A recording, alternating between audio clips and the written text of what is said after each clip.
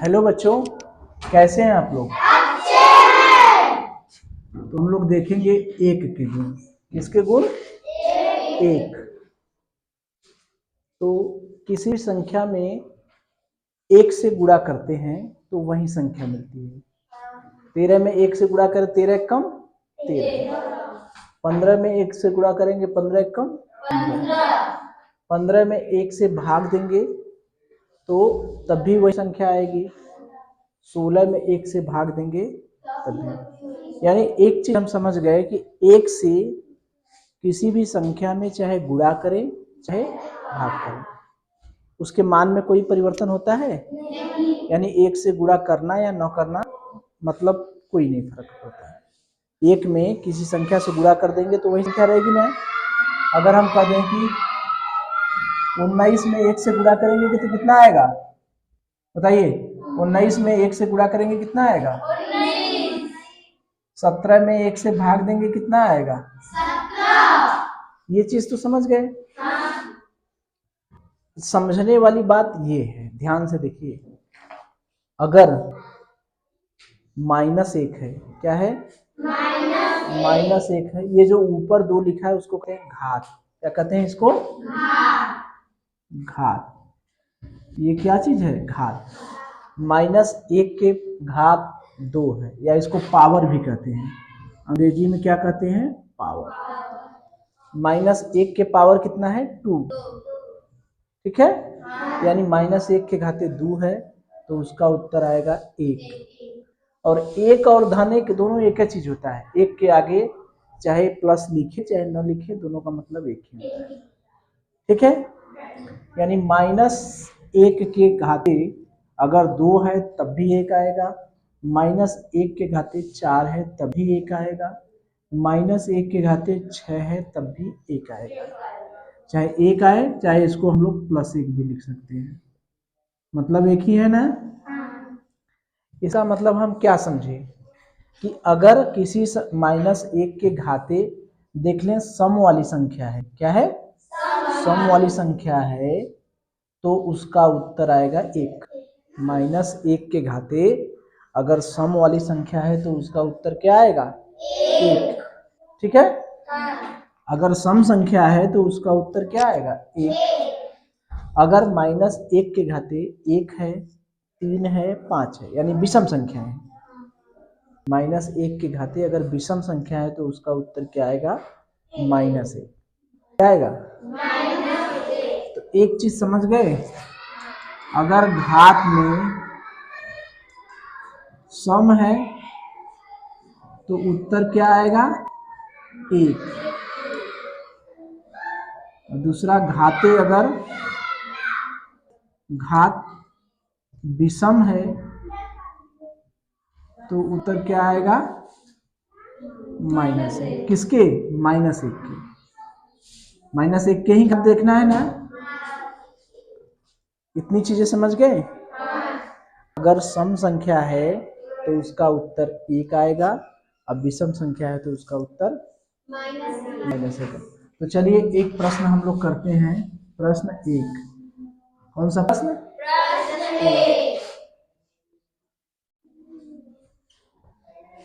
इसमें क्या, जब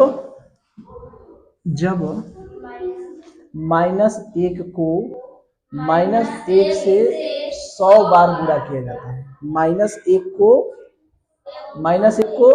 -1 से 100 बार गुणा, यानी यहाँ पर -1 100 बार है, एक बार यहाँ है। -1 को, ये एकदम ध्यान से समझिएगा, बहुत कंफ्यूजन होता है, बहुत ही कंफ्यूजन होता है। -1 को -1 से कितनी बार गुणा करना है? 100 बार। तो ये तो मेरा -1 हो गया, ये तो मेरा -1 हो गया। अब -1 से 100 बार, इसके साथ किसका गुणा करना है? -1 से -1 -1 ऐसे कितनी बार करेंगे? 100 बार। ठीक है। तो एक चीज जानिए कि एक पहले छोटा कोष्टक होता है, उससे बड़ा ये मझला कोष्टक होता है, फिर ये सबसे बड़ा कोष्टक होता है। ये सबसे छोटा कोष्टक, छोटा, इसको कहते हैं मझला कोष्टक, इसको कहते हैं बड़ा कोष्टक, बड़ा कोष्टक, कोष्टक। ठीक है, तो अगर हम इसको बंद कर दें इसमें, तो ये क्या चीज हो गया, -1 गुणे -1 को 100 बार गुणा करें या इसके घाते 100 लिख दें, मतलब तो ये क्या है, -1 को या तो 100 बार लिखे या तो घाते 100 लिख दें। जैसे 2 को हम 3 बार गुणा करें या 2 के घाते 3 लिख दें। ठीक है, जिनको नहीं पता है वो जान जाए कि कोई संख्या है, अगर यक्स को हम जितनी बार गुणा करेंगे, यक्स को 3 बार गुणा किए तो यक्स के घाते 3, यक्स को 5 बार गुणा किए तो यक्स के घाते कितना हो जाएगा, 5। ठीक है, तो -1 को अगर हम 100 बार गुणा किए तो -1 के घाते कितना हो जाएगा, 100। लिखा भी है, चाहे तो हम इतना लिखें या सीधे डायरेक्ट भी यही लिख सकते हैं कि अरे -1 को -1 से 100 बार गुणा किए यानी -1 के घाते कितना हुआ, 100। ठीक है, तो हमको ये बताइए कि -1 गुणे, अब इसके -1 के घाते सम है, 100 सम है कि विषम है, 100 कैसी संख्या है, सम संख्या है, जिसमें 2 से भाग चला जाता है सम संख्या होती है, जिसमें 2 से भाग नहीं जाता है। तो अभी हमने बताया है कि जब 1 के ऊपर सम संख्या होती है तो उसका उत्तर क्या आता है, 1। ठीक है, यानी -1 में जब 1 से गुणा करेंगे तो उत्तर क्या आएगा, -1। कौन सा ऑप्शन सही हो गया, दूसरा सही है।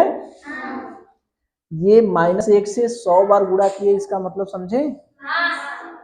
अगर 100 की जगह मैं कितना लिख देता हूँ, 99 बार, क्या लिख देता हूँ, 99 बार लिखता, तो यहाँ पर क्या मैं लिखता, 99 बार, यहाँ पर मैं क्या लिखता, 99। अब ये सम हो गया कि विषम हो गया, विषम हो गया। तो जब -1 के घाते विषम संख्या होती है तो कितना उत्तर आता है, -1। तो जब -1 और -1 का गुणा करते हैं तो याद करिए, पक्षांतर का नियम अलग से बताए थे कि जब समान समान, ठीक है, जब ऋण ऋण हो या धन धन, यानी जो समान रहता है, जो समान रहता है वही क्या होता है, धनी होता है। तो जब समान समान है तो उत्तर क्या आएगा, ऋण का ऋण में गुणा होगा तो क्या आएगा, धन होगा ना। याद करिए, ऋण गुणे ऋण बराबर धन, धन गुणे धन बराबर धन। मतलब जो समान समान रहता है उसका उत्तर क्या आता है, धन। जो समान रहता है वही धनी रहता है, बताए भी थे। तो इसका उत्तर क्या आ गया, 1। सही है। अगर मैं एक प्रश्न और बनाता, इसको मिटा दे तब बनाए ना, मैं कंफ्यूजन हो जाएगा। ठीक है ना, इतनी चीज क्लियर है ना। चलिए,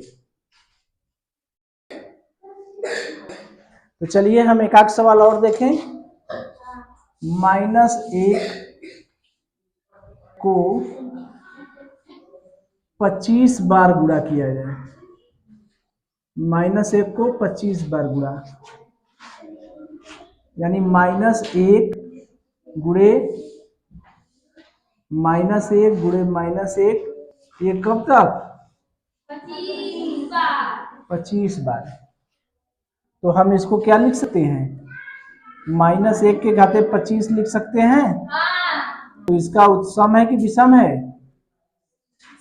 25 विषम। तो उत्तर कितना आएगा, -1 हो गया। अगर हम -1 के घाते 1, 3, 5, 9, 8 इतना लिख दें, -1 के घाते कितना लिख दें, इतना। हमको क्या देखना है, सम है कि विषम, ये संख्या सम है कि विषम, सम है ना। 8 है, 2 से भाग चला नहीं चलेगा अंत में, तो उत्तर कितना आएगा, 1। अगर मैं कहूं कि -1 के घाते 7, 8, 9, 5, 7, 3, तो इसका उत्तर कितना आएगा, -1। ठीक है, विषम संख्या है। इसी को -1 के घाते 305 गुणे -1 के घाते 104, मैं इसको करूं तब -1 के घाते कितना है, विषम है, तो विषम है तो उत्तर आएगा ऋण 1। -1 के घाते सम है तो उत्तर आएगा 1। तो -1 में 1 से गुणा करेंगे तो उत्तर क्या आएगा, -1। 1 का गुण समझ गए, समझ गए ना। चलिए अगला सवाल, चलिए देखिए, अब हम लोग किसके गुण देखेंगे, शून्य के, यानी शून्य को किसी संख्या में से घटा देंगे तो उसका मान नहीं परिवर्तित होगा। शून्य को किसी संख्या में से घटा देंगे तो उसका मान क्या होगा, परिवर्तित नहीं होगा। 4 में से 0 घटा दिए, और 4 में से 0 घटा दिए क्या होगा, 4, और 7 में 0 जोड़ दिए कितना हुआ, 7। यानी किसी संख्या में शून्य को जोड़ देंगे तो उसका मान बदलेगा नहीं, मान नहीं ना बदलेगा।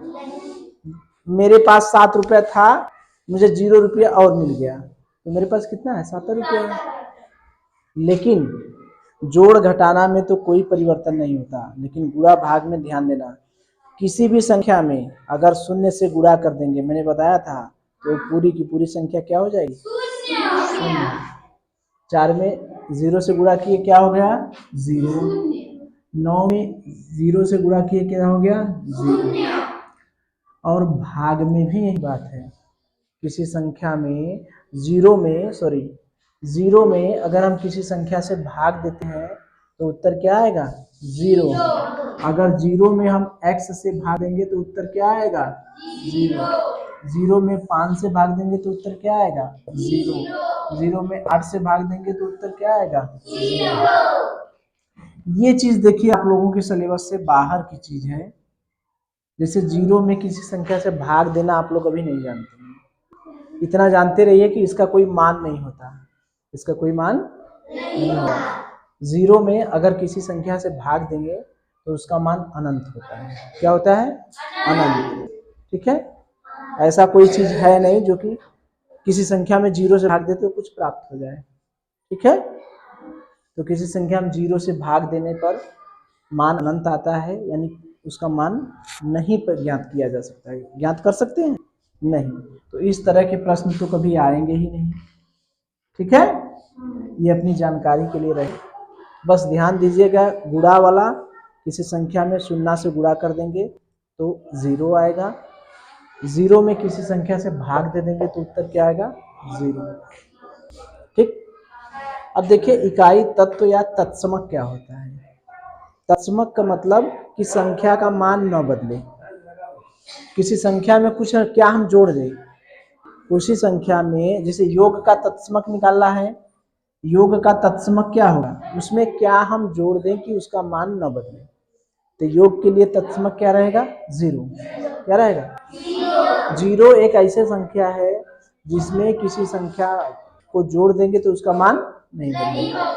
लेकिन गुणा के लिए तत्समक क्या है, 1, क्योंकि 1 एक ऐसी संख्या है उसमें किसी भी संख्या से गुणा कर देंगे तो उसका मान नहीं। ठीक है, तो कुछ प्रश्न कर ले हम लोग। चलिए देखिए, टाइप 5, चूंकि उसमें सवाल तो बताए नहीं अभी, तो इसीलिए टाइप 5 इसको कहे हैं। हमको क्या है, इसमें क्या करना है, इकाई का अंक निकालना है। क्या निकालना है, इकाई का। जैसे मैं कहूँ, मैं अगर आपसे कहूँ कि 4 गुणे 5 में इकाई का अंक, तो आप क्या कहेंगे? 4 पचे 20, 20 में इकाई क्या है? यही इकाई है ना? इकाई क्या है? 0। ठीक। अगर मैं कहूं 12 गुणे 9, तो 12 9 कितना होता है? 108। इसमें इकाई कितना हो गया? कितना हो गया इकाई? 8। अगर मैं कहूं 12 गुणे 15, तो गुणा करेंगे 15 दूनी 30, हासिल लगल 3, 15 कम 15 3 18। इसमें इकाई कितना हो गया? 0। ठीक है। तो इसी चीज को हम चाहें तो 12 गुणे 15 जो किए हैं, अगर मैं केवल इकाई के अंक लूं, केवल 5 में 2 का गुणा कर दूं, केवल 5 में 2 का गुणा कर दूं, उत्तर क्या आ गया? 10। तो इकाई का अंक क्या हो गया? 0। बात समझ में आ रही है? यानी जब ढेर सा संख्याएं दिए रहेंगी तो उसमें हमको सारे अंकों को नहीं ध्यान देना है। किनको ध्यान देना है?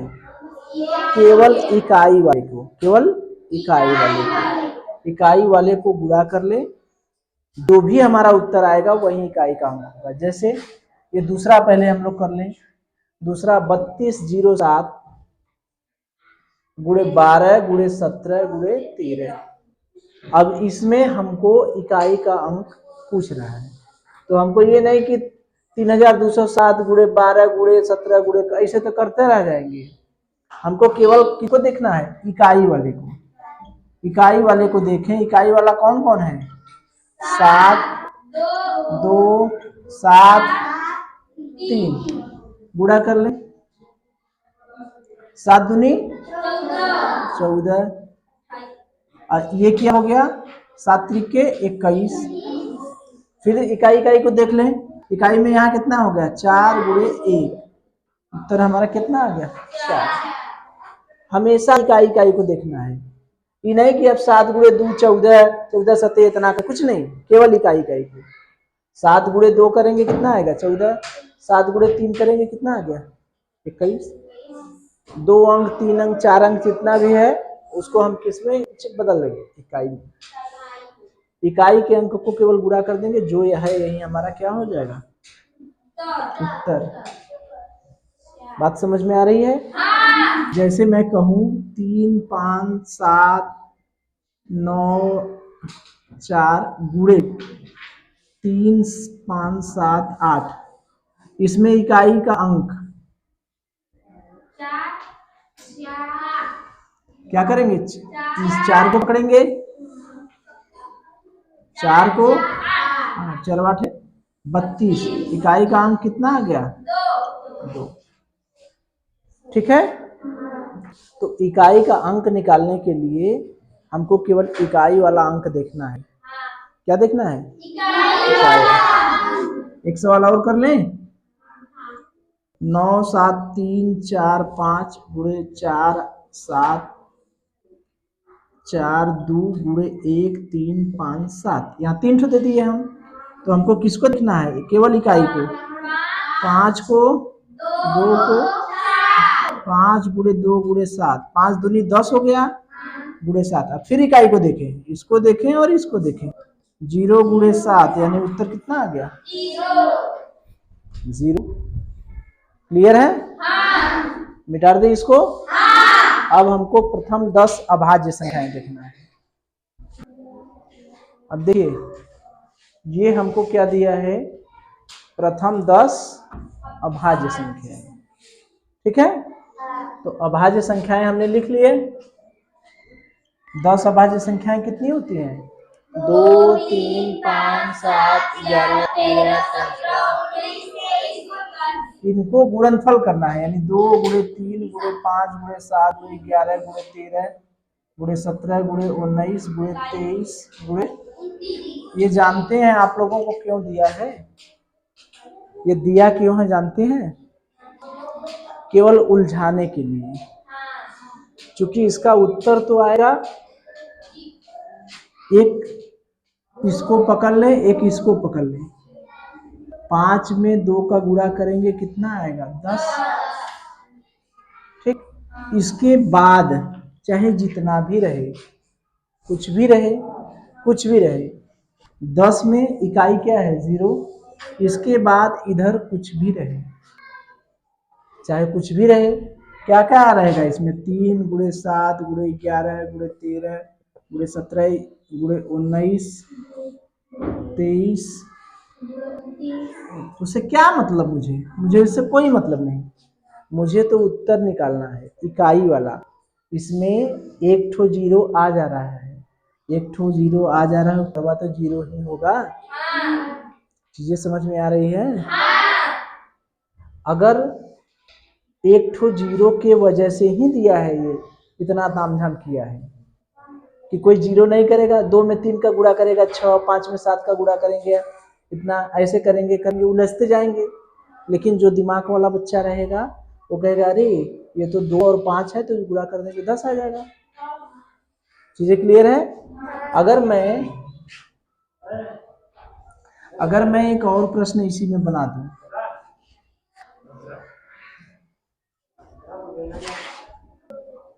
ठीक है? अगर मैं कहूं प्रथम 5 अभाज्य संख्या, यानी कौन कौन? 2, 3, 5, 7, 11, इनका गुणा करेंगे तब भी वही उत्तर आएगा ना? ये होगा 10 गुणे 3 गुणे 7 गुणे 11, 7 3 की 21 हो जाएगा, 21 गुणे 11। फिर 0 गुणे 1 गुणे 1 कितना हो जाएगा? 0। ठीक है, समझ में आ गए? कर लेंगे ना? चलिए, हो जाएगा।